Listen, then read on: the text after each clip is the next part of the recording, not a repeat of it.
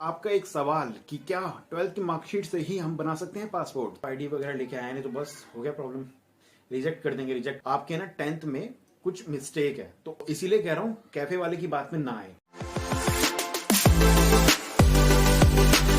So welcome to many blog. कैसे हैं आप सब? आई होप आप सब बढ़िया होंगे। मैं तो बढ़िया हूँ। तो भाई तुम्हारा भाई हो चुका है रेडी बाहर जाने को। तो आप कह रहे होंगे बाहर क्या, बाहर देश? नहीं, बाहर देश नहीं, अभी मैं जा रहा हूँ पासपोर्ट ऑफिस ITO के पासपोर्ट सेवा केंद्र ऑफिस। तो भाई आप कह रहे होंगे किस लिए?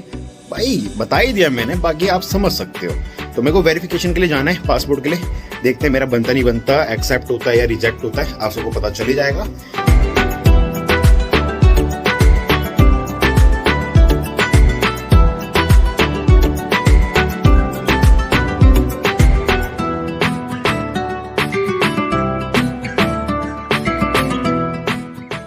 सर मैं ITO पहुंच चुका हूं और मुझे गेट नंबर 4 में जाना था और मैं गलती से आ गया गेट नंबर 1 पे, तो इसलिए मेरे को घूम के आना पड़ रहा है। और मैप में सर्च करके दिख रहा होगा, देखो यहाँ से मेरे को जाना सीधा मिल जाएगा पासपोर्ट का। तो देखो पहुंच चुका पासपोर्ट ऑफिस में, ये रहा।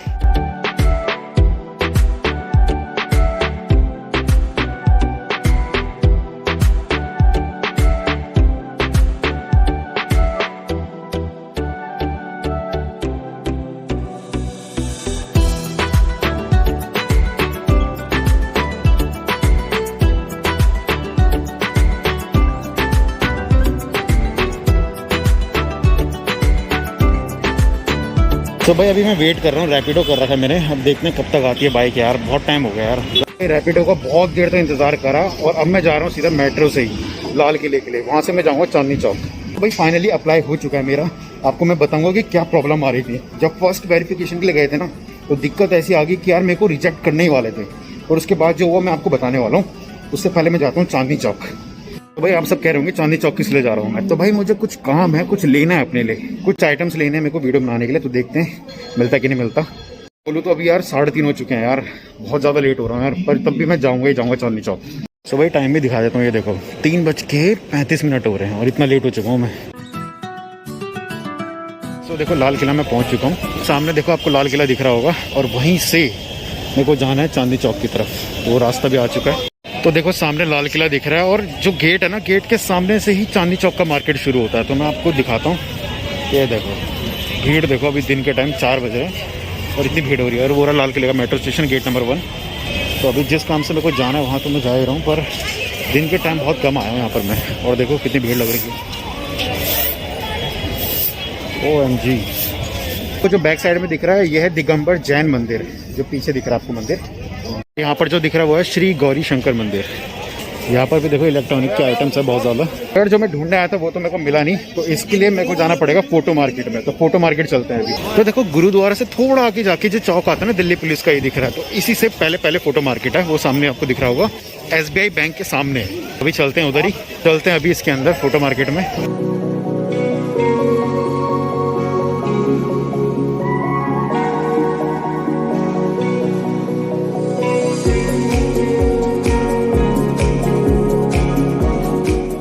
हाँ, तो जैसे लाइट तो वही रहती है, LED की मात्रा बढ़ जाती है, कम हो जाती है।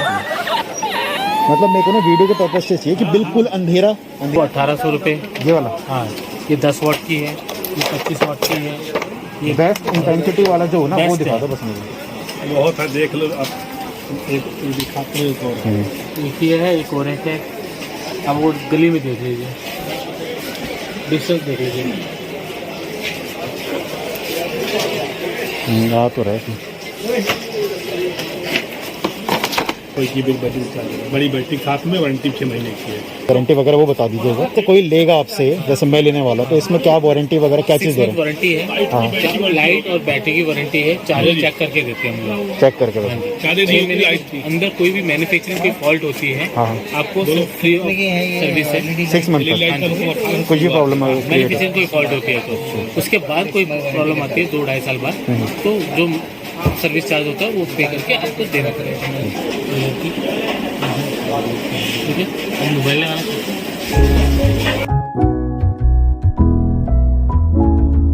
तो चलो तो मैं घर पहुंच गया और अब चलता सीधा घर के लिए। और यार आप मानोगे नहीं, बहुत ज़्यादा थक गया यार सच्ची में यार। और अभी 5:30 हो गए।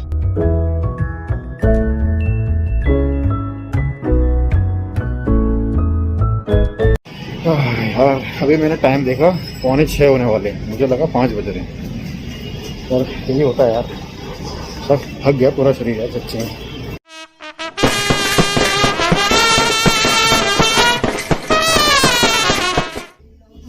बड़ी मुश्किल से हुआ है सच्ची में। मैं अब आपको बताता हूँ कि क्या हुआ है। इधर ही बताऊँ मैं अंदर बताऊंगा वहाँ? अरे कहीं भी बता। यार अब मैं आपको बताता हूँ कि क्या क्या प्रॉब्लम फेस करनी पड़ती है और क्या क्या डॉक्यूमेंट्स लगते हैं। और आपका एक सवाल कि क्या 12th की मार्कशीट से ही हम बना सकते हैं पासपोर्ट, तो सभी का दूंगा रिप्लाई। तो भाई बने रहना मेरे साथ। तो अब मैं आपको बताता हूँ। देखो, सबसे पहले जो मेरे को प्रॉब्लम फेस करनी पड़ी कि मैं ना 12th के बेसिस में सोच रहा था कि मैं अपना अप्लाई कर दूंगा पासपोर्ट का, पर ऐसा कुछ भी नहीं है। अगर आपको कोई कैफे वाला कह रहे हैं ना कि हाँ 12th से हो जाएगा, 12th से आप करवा लो, तो ऐसा कुछ भी नहीं है। ये आपको पता चल जाएगा जब आप वेरिफिकेशन के लिए जाओगे पासपोर्ट ऑफिस में, ITU में, तो पता चल जाएगा आपको। इसीलिए कह रहा हूँ कैफे वाले की बात में ना आए। तो आपको एग्जाम्पल बताता हूँ। अगर आप कैफे वाले के पास जाएंगे, उसने बोलती है हाँ 12th के बेसिस में आप कर सकते हो, तो उनको बोलना कि एक बार आप ना ऑप्शन दिखा दो जहाँ पे लिखा होगा कि 12th के बेसिस में आपका वेरिफिकेशन हो जाएगा। कहीं नहीं है ऑप्शन ऐसा। मैं अभी किसी से मैंने पूछा नहीं था, बस मैं चला गया था अप्लाई करने के लिए। तो इसलिए अब जो मुझे पता है मैं आपको बता रहा हूँ। एक चीज और मेरे को आपको बतानी है कि जब आप वहां पर जाते हैं ना, तो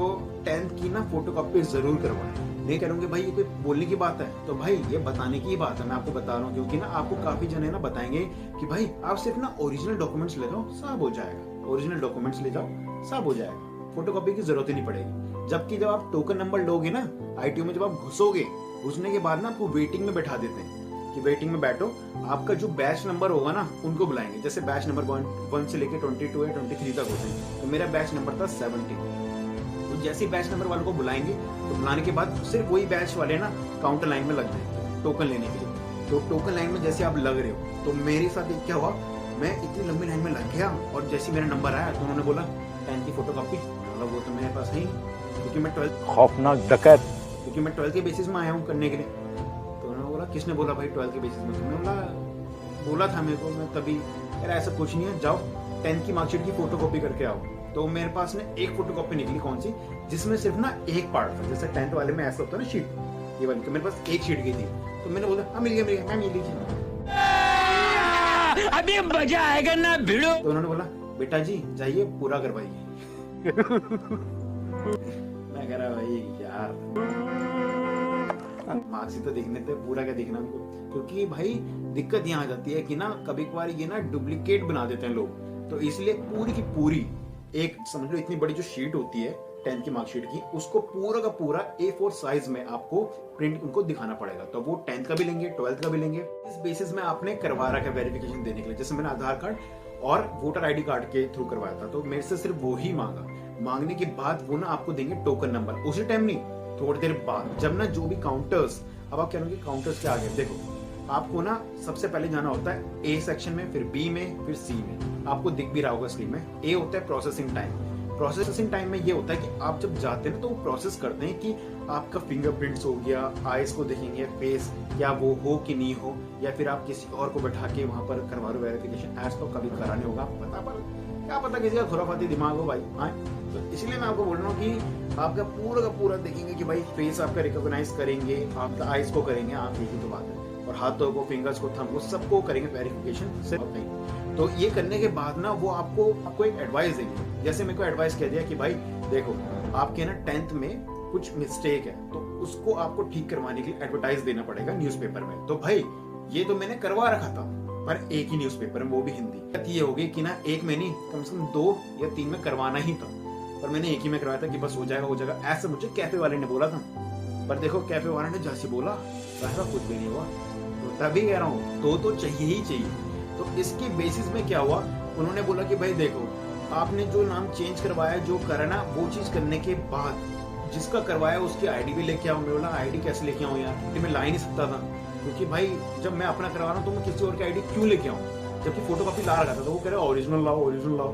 तो मैंने ओरिजिनल का बोला कि यार देखो मैं आपको देख लीजिए, आप मेरा पूरे डॉक्यूमेंट अच्छे से बना रखें, क्योंकि मैं एफिडेविट भी बना रखा था। मैंने एफिडेविट भी बनाना पड़ता है अगर आप किसी नेम की स्पेल अगर प्रॉब्लम हो रही है तो उसको ठीक करने के लिए।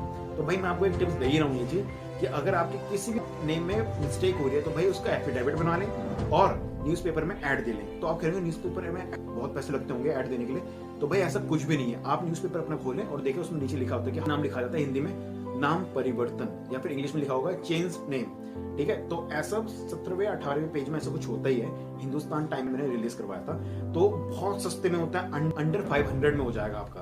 देखा ना, आपको मैंने बता दिया अंडर 500 में हो जाएगा। आपको डिस्क्रिप्शन में एक नंबर प्रोवाइड कर देता हूँ हिंदुस्तान का, ठीक है, हिंदुस्तान टाइम्स का या फिर हिंदुस्तान का। अगर आपको करवाना है न्यूज़पेपर का तो उसमें एडवर्टाइजमेंट आ जाएगा। तो ठीक है, आपको मैंने एक टिप्स ये दे दी कि आपको अगर नेम में कोई प्रॉब्लम हो रही है तो भाई ये चीज अगर हो रही है ना नेम में कुछ प्रॉब्लम, तो भाई जिसकी हो रही है, जिसकी वजह से हो रही है, तो उसकी आईडी भी लेके जरूर जाएं, आईडी लेके जरूर जाएं। ये मैं इसलिए बता रहा हूँ क्योंकि उन्होंने जब मेरे को बताया सब चीज हुआ, तो करने के बाद मैं बिल्कुल यार होपलेस हो गया कि यार मैं तो आईडी वगैरह लेके आया नहीं, तो बस हो गया प्रॉब्लम, रिजेक्ट कर देंगे।